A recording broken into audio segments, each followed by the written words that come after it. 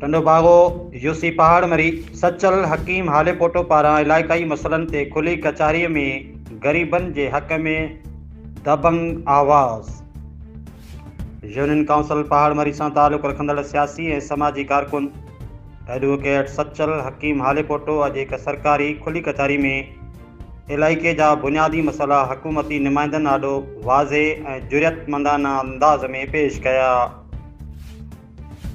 Advocate Sachal हकीम हालेपोटो पंहिंजे खिताब में चयो, पहाड़मरी जे माण्हुनि जो आवाज़ इक़्तिदार जे कननि ताईं पहुचाइण मुंहिंजो फ़र्ज़ु आहे। असांजी यूसी केतिरनि ई बुनियादी सहूलियतुनि खां महरूम आहे, न पाणी, न तालीम, न सिहत, न ई रस्तनि जी सुठी हालत। असांखे सालनि खां सिर्फ़ु वाइदा मिलिया, अमल न। हिन दौर भरे चयो त ज़िलई इंतिज़ामिया हाणे लफ़्ज़नि खां अॻिते वधी फ़ौरी तौर ते अमल दरामद खे यकीनी बणाइणु घुरिजे जे इलाइक़े जा रहवासी इंसानी बुनियादी हक़नि मां फ़ाइदो हासिलु करे सघनि।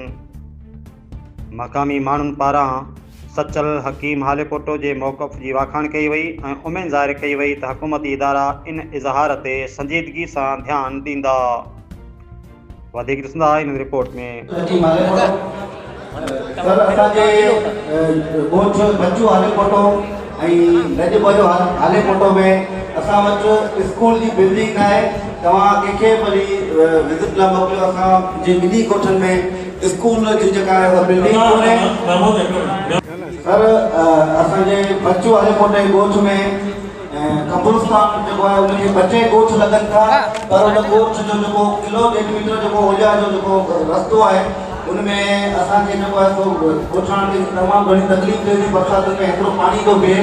असां 2 चकर यूसी पहाड़मरी जे चेयरमैन, वाइस चेयरमैन ऐं डिस्ट्रिक्ट जो जेको मेंबर आहे उन्हनि खे चयो आहे त असांखे इहो 1.5 किलोमीटर जी जेका पटड़ी खती कराए ॾियो, पर उन ते को ध्यानु न ॾिनो वियो आहे।